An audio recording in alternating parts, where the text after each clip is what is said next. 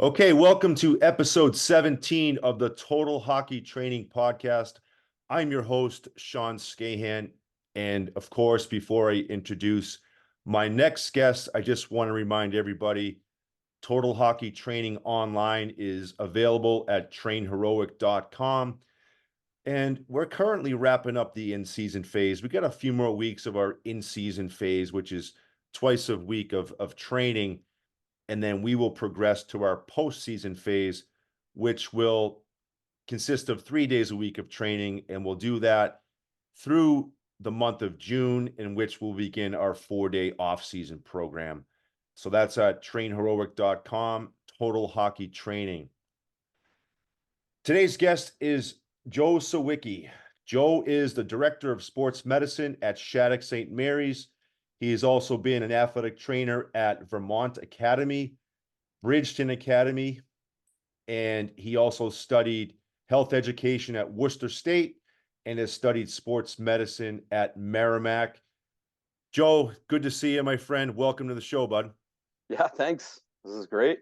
Yeah, thanks for coming on. I appreciate this. And I understand you guys are currently in a spring break, so I really appreciate you taking the time. I know with all of the sports and the teams that you manage your operation with, we really appreciate it. I think our listeners are going to appreciate that as well.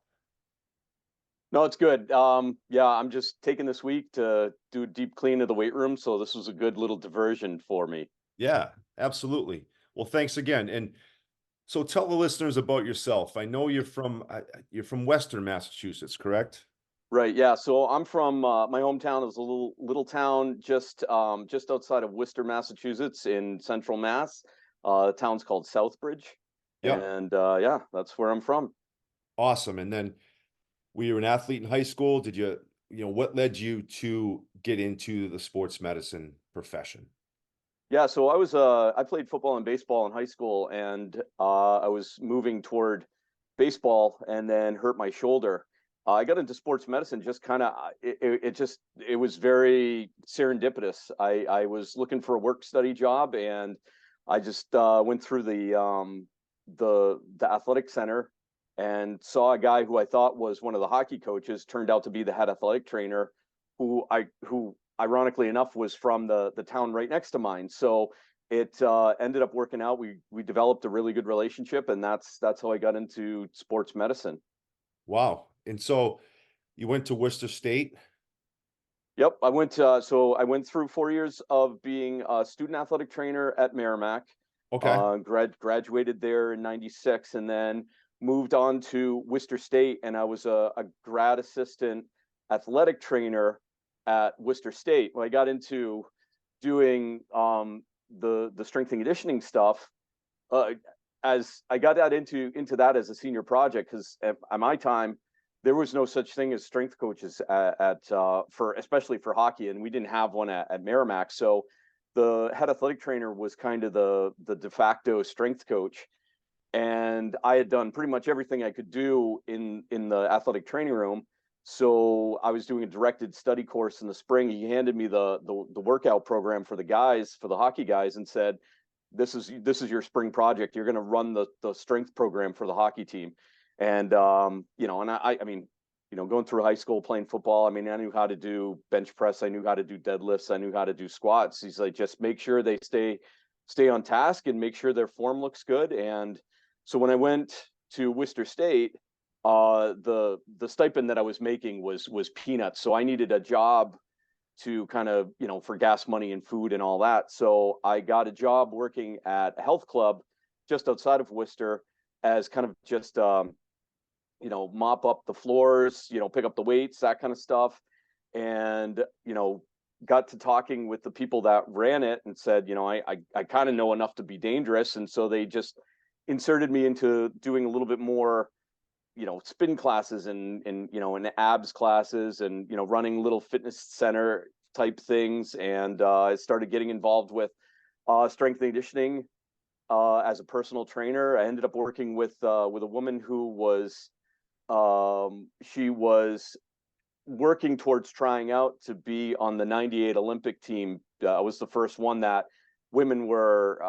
There was a women's tournament at the Olympics, and she was trying to make the team, and came up and said, "Hey, I'll give you $25 a week if you can help me with this." So Awesome. yeah, What years were you at Worcester State? Were you an athletic trainer there as well? I was an athletic trainer. That's all I did at Worcester State was athletic training. I was there for the 96-97 school year. I was only there for one year. Oh, so were you working with football?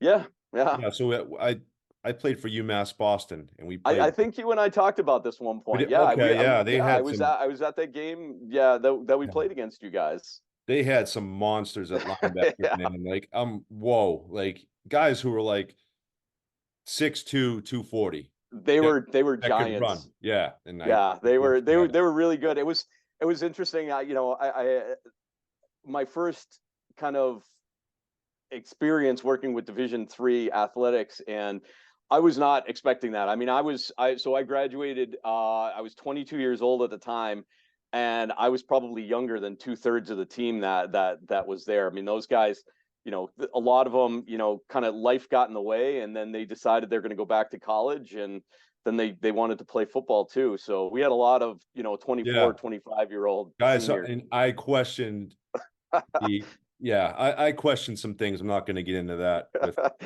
how big and jacked some of these guys were. There were some big boys on that team. Yeah, no, that's pretty cool. And so you were doing the strength and conditioning for the hockey program, and you had that sports medicine background. So that's pretty cool. At that time, late 90s, that was a lot of times that was a really good program if you had that athletic training background and implementing it to strength and conditioning. That's pretty neat.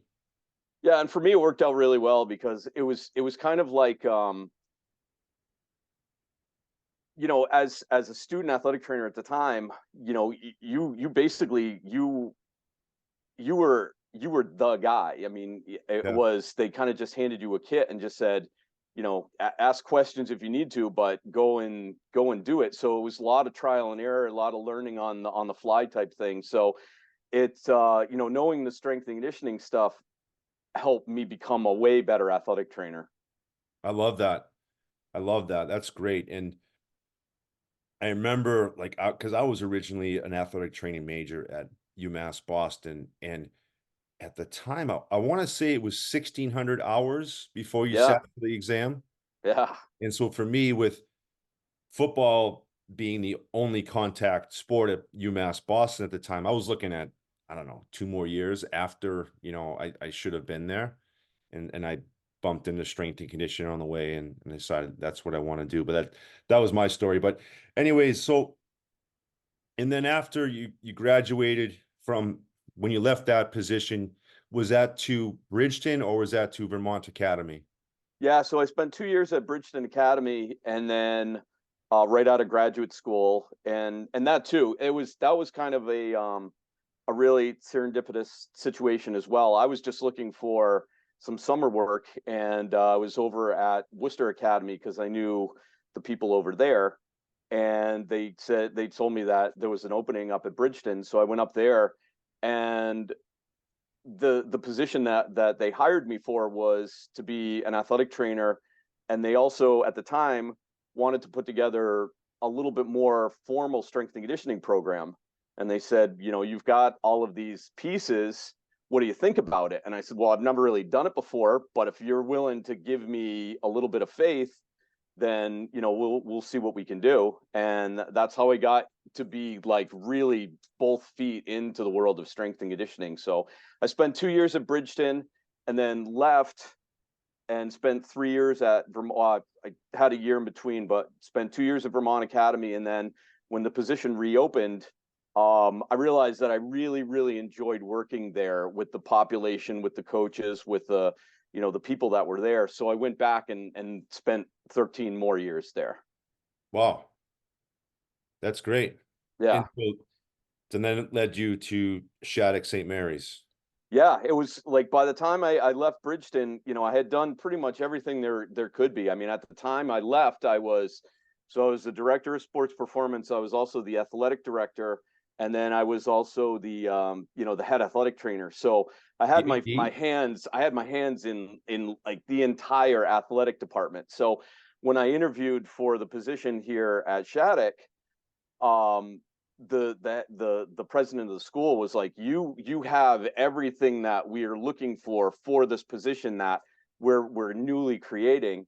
And it worked out awesome. It was, they wanted somebody who could speak the language of athletic training, somebody who could speak the language of strength and conditioning, and be kind of, where I am right now is more of like the director of high performance, kind of oversee everything and be the guy who kind of speaks both sides of the language.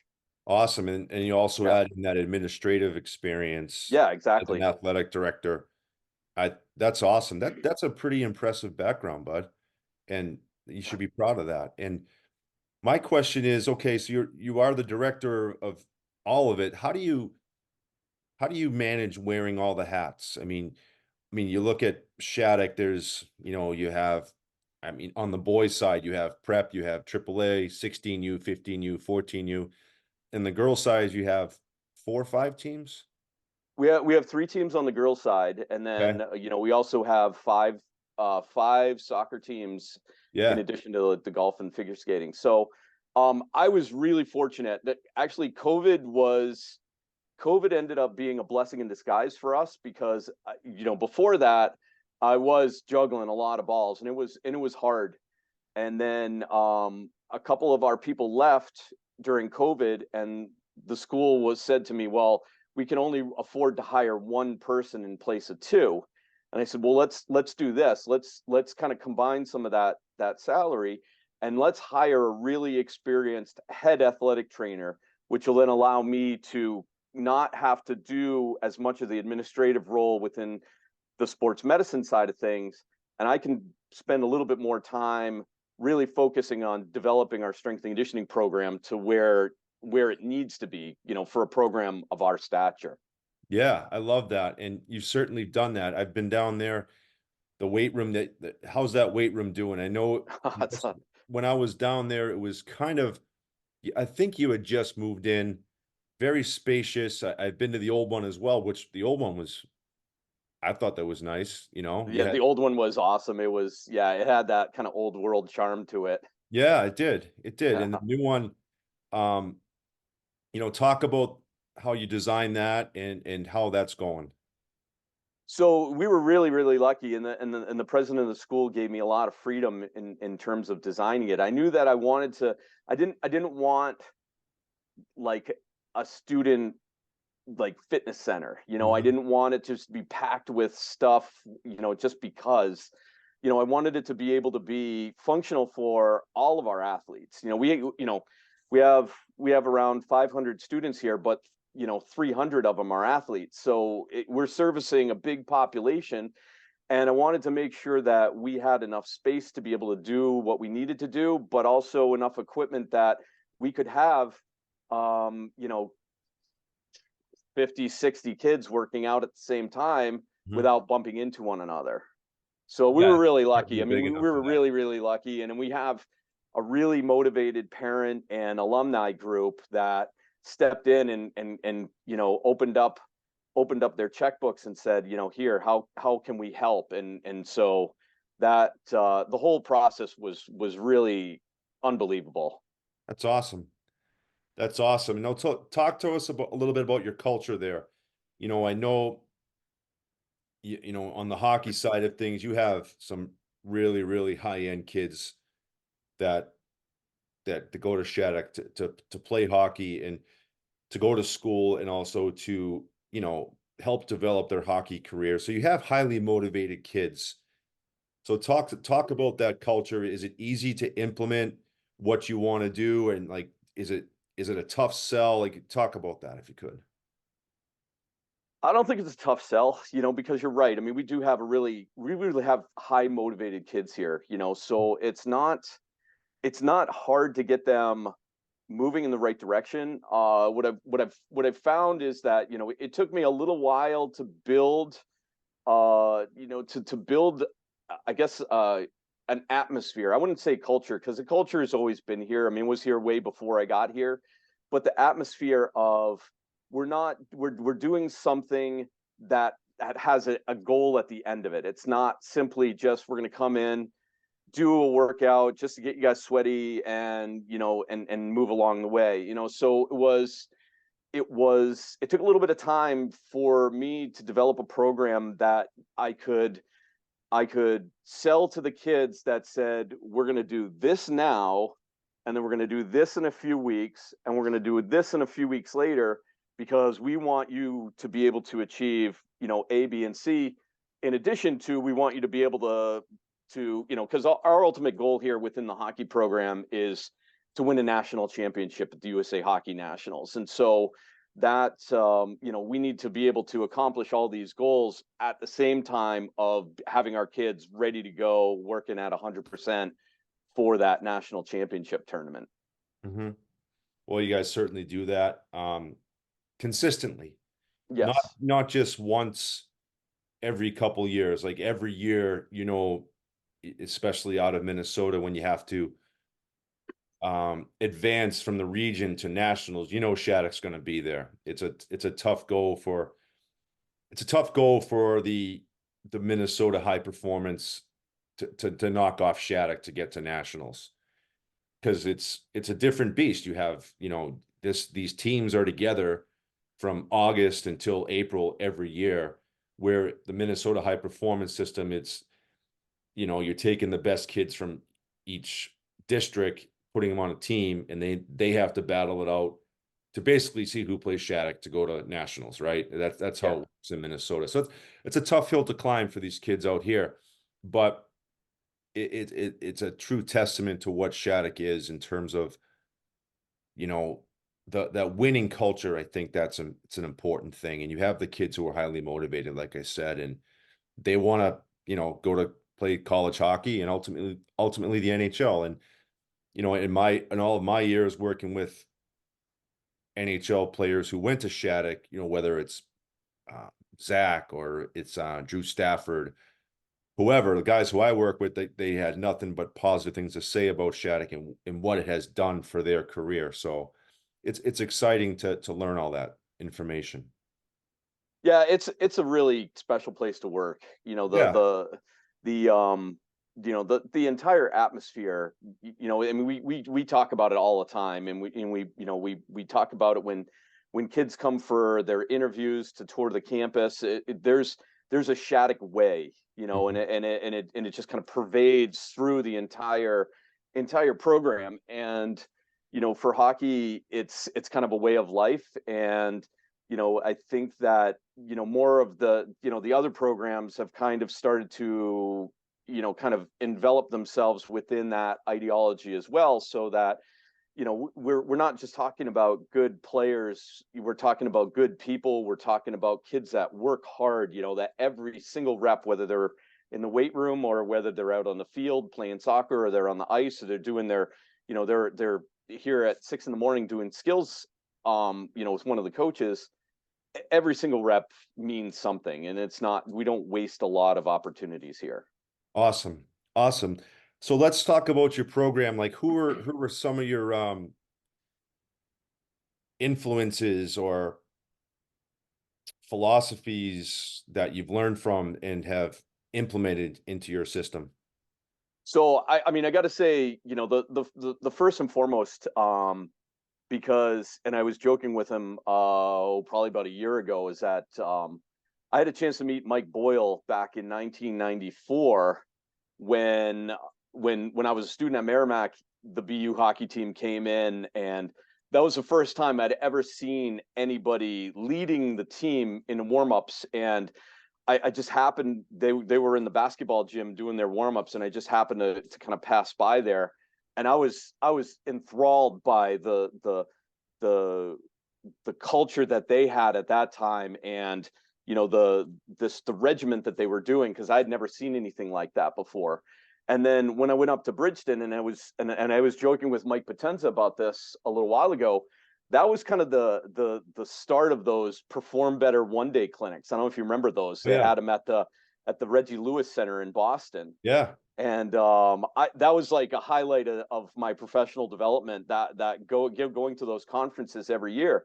and it was always the same guys that talked. There was always Mike, and it was always let's see, Michael Clark. It was Yeah. always Vern Gambetta. It Steve was Bliss. always Alver Meal. Yeah. Yeah. Occasionally, I had a chance to see Mark Verstegen talk at one point in one of those, and those are the guys, because that was the days before the internet really kind of exploded with this kind of stuff. So it was really, those were the guys that had a big influence on me, because I don't know how much you know about Bridgeton Academy, but it's kind of remote. It's out in the middle of the woods in Western Maine, and so really isolated to the rest of the world when it came to stuff like that. So I always felt like those were great opportunities for validation of the program that I was doing at the time, because I was doing stuff because I thought it was the right thing to do, or it was like, oh yeah, this makes sense. Let's try this and let's see what happens here.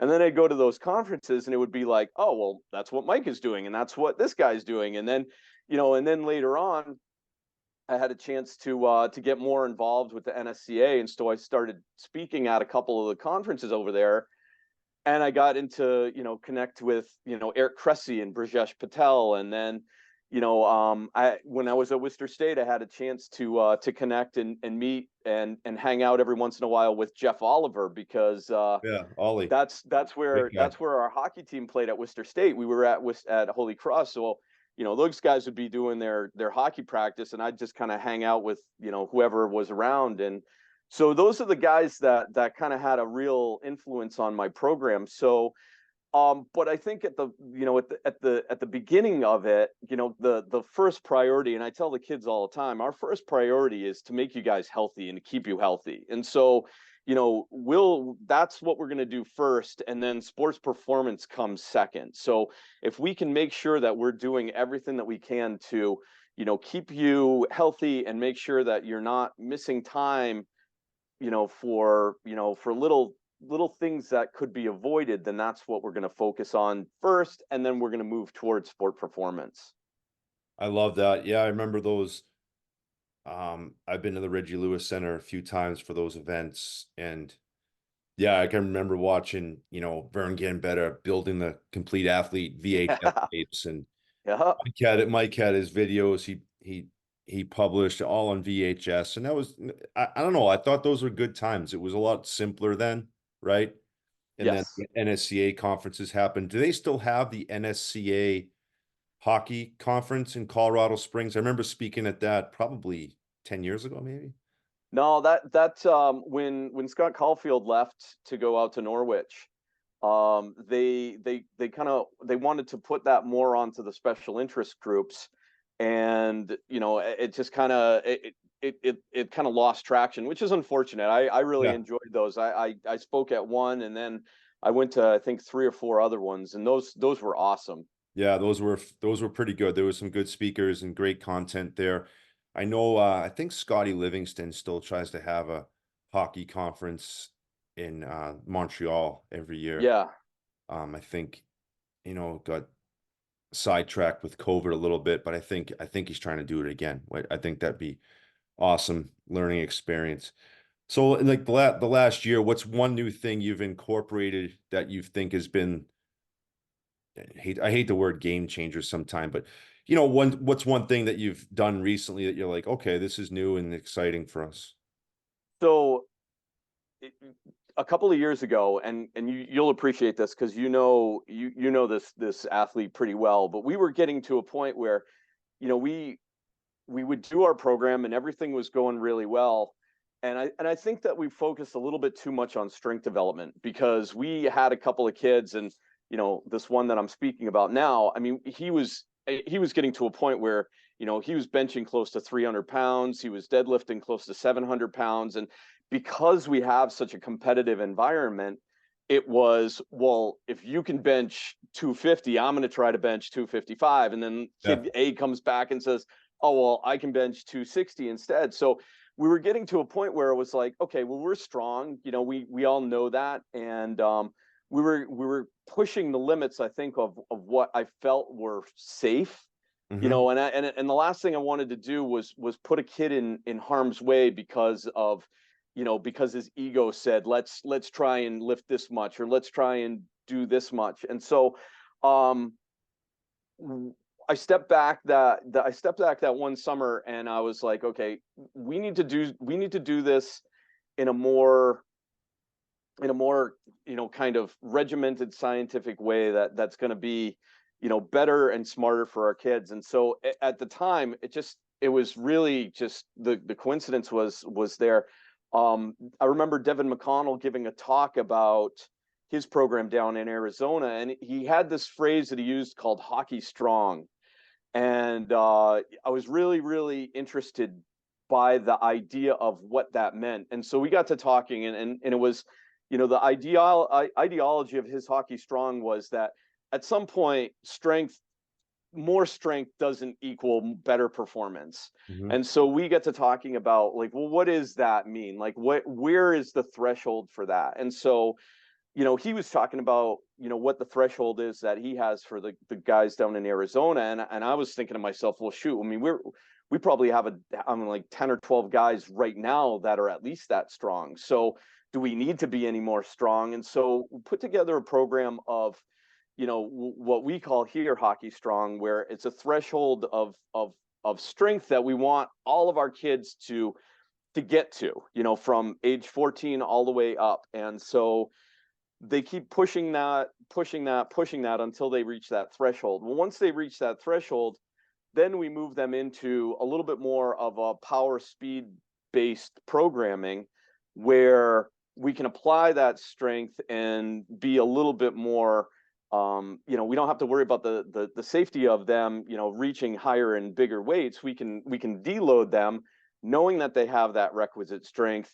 And now all of a sudden, we can push them to, okay, well, how fast can you lift this lighter weight? Okay. And if you can lift it at this rate, well, let's push it a little bit higher and see if you can go to that. And so now our program, we still do a lot of strength work, but our program now has a little bit more eye towards speed and power development. And so we do a lot more sprints, we do a lot more jumps, we do a lot more of that kind of work. So ultimately, we're making them as effective as possible. I love that because, like, yeah, that's always a dilemma. Like, how strong is strong? Like, in the NHL, there aren't many. If any strength coaches are having their athletes pull 700 from the floor in the NHL, they're stupid. Right. And two, no one's benching. Like, I bet you not a lot of teams actually do a barbell bench press during the season in the NHL. For me, it was dumbbells, Mm-hmm. and we might have pulled the trap bar, but we weren't even hitting. My belief during the season, we weren't even coming close to that, and Mm-hmm. they were strong enough, I guess. My point is, and we just the intention of moving that weight, whether it's 60% of their max, it didn't matter. We were training. So yeah, I think that's what you're looking into. Like, you get to a point where, like, okay, what's the risk versus the benefit? And also, is that risk, I'm not just talking about injury. What if what if he can't apply that strength that he's developed in the weight room to the ice? Like, there has to be that threshold. And I think that's a good point. That's great. Okay, so what do you see? Like, I was going to ask you this one, Joe. Like, so you're getting, like I said, some of the best kids who have played the game at a high level to get to Shattuck, no question. Do you see a lot of kids who have just been playing hockey year round for a number of years? Like, do you see kids who are so naturally talented that they just been a hockey player? And I'm sure you have. And how do you see deficiencies, whether it's in their movement or their stability in one area versus another, versus a kid who maybe they played soccer and baseball and football while they also played hockey when they get to Shattuck, before they get to Shattuck? That makes sense. Yeah, no, and we talk about that all the time. Tom Ward, who is our boys prep hockey coach and our Yeah. director of boys hockey, we talk about that constantly in terms of the kids who are coming in here who are kind of strictly hockey players, and then those who have done a lot of other things. And you can definitely see it in the way that they move, Yeah. on both on and off the ice. I mean, you can see kids, we have a couple of kids right now that that are potentially NHL draft picks that you can tell that they've played other sports because they have a different level of awareness. They have a different level of, being able to, to understand the concepts of, not only hockey, but within the context of other sports, how they can use those attributes to make their hockey game better too. And yeah, I mean, we get it. Yeah, unfortunately, that is one of the things that I wish I mean, it is what it is, right? I mean, we get kids that have played hockey their whole lives and they're really good hockey players because they've played hockey their whole lives. But, I think that they've also missed out on opportunities to develop physically other attributes that would probably make them better hockey players if they had. But we do, we try to do as much athletic development stuff as we can. So it's not, and I tell all the parents that come when they do their tours, like, we don't do a lot of hockey specific training here. We do a lot of just regular general athletic development because, I mean, you've done enough hockey specific training. You've played hockey all this time, and that's hockey specific training. You're out there skating, you're practicing, you're out there. And I've never realized how many different kinds of coaches there are for hockey until I came here, in terms of like Oh yeah. skating coaches and edges coaches and shooting coaches and, guys that do like, Video it's analysis. amazing. Yeah. Yeah, it's amazing. Yeah, video analysis. Amazing the depth of, of what people can get into, when they're really at the level that we are at here. Oh yeah. Oh, no question about that. Um, what do you see? Like, is this where you want to be a long time? Do you have any? Yeah, that's a really good question. I mean, and so what's funny is that, so I've had two kids that have graduated from here. My son graduated last spring, Right. and that was the first question that I think everybody asked me is, well, what are you going to do now? And my answer was, well, I don't understand what that question means. Like, what do you mean? What am I going to do now? I mean, this is my job, and Yeah. and I don't know. I mean, it's hard to, it's hard to argue against the opportunity that I have here because, I'm working with some of the best athletes in the world. hmm I have the opportunity to really make a difference here. And I can see that, from the groups that, that have gone through and graduated. Last year was awesome for me because all four of our senior teams, so our U18 team, our boys prep, our girls prep, and our girls U19 team, all won national championships. That's And it was so validating because those kids had gone through 4 years of the program, and you could definitely see the difference that it's made in, not only their game, but as also like the cohesiveness of the program, that they've all kind of shared that experience going through, and ultimately led to them winning a national championship, which our boys prep team hadn't won a national championship in the entire time that I've been here. So for them to win, that was like really super satisfying for me. So I mean, I don't know what the next step is. I mean, I kind of think about it some days, and and I don't know. I mean, it would take something really special to get me to want to move from here.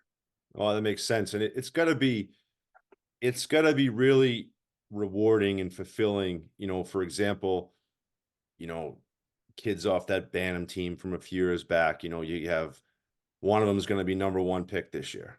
Yep. Um, another one's probably going to be top five. Yep. And like, then you got my big lug. He's going to be up there somewhere, somehow. And Yep. you got Whips, you got, Yeah. Yep. Epperson, you get all these guys, that's got to be a good feeling when you can see it.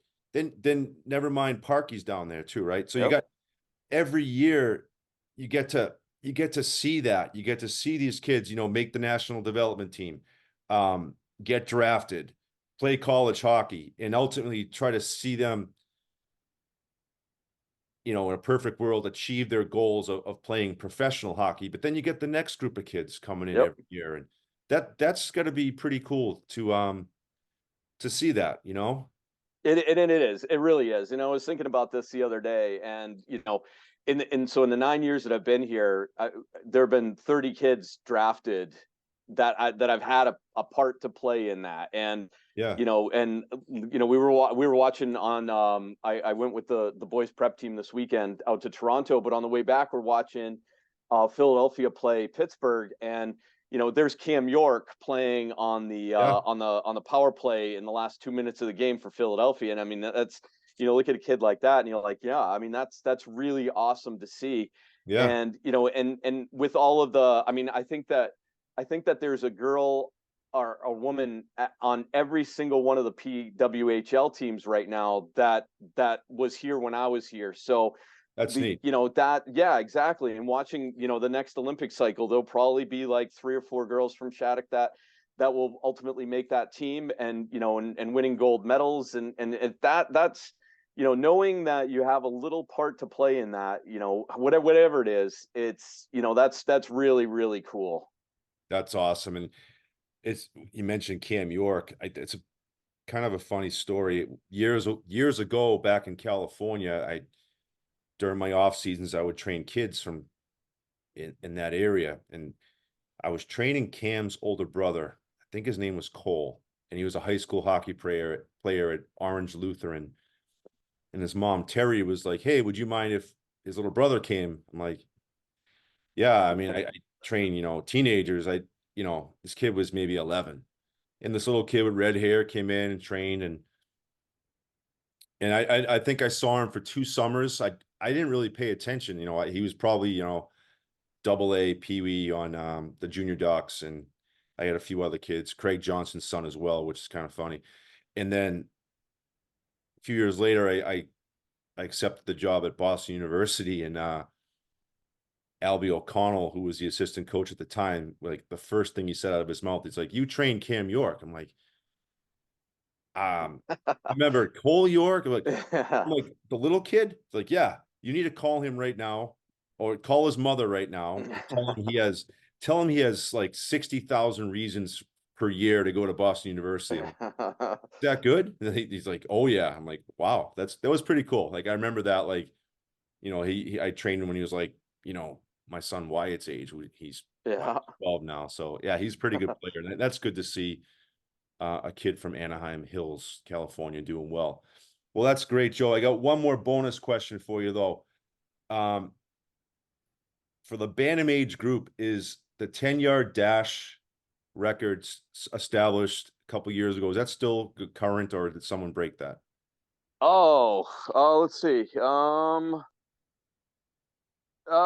Somebody. Well, no, it's been for a couple of years. It's been the same. Oh, good. It's just Yeah. because it's someone I know, right? Might be. It's not. It's not.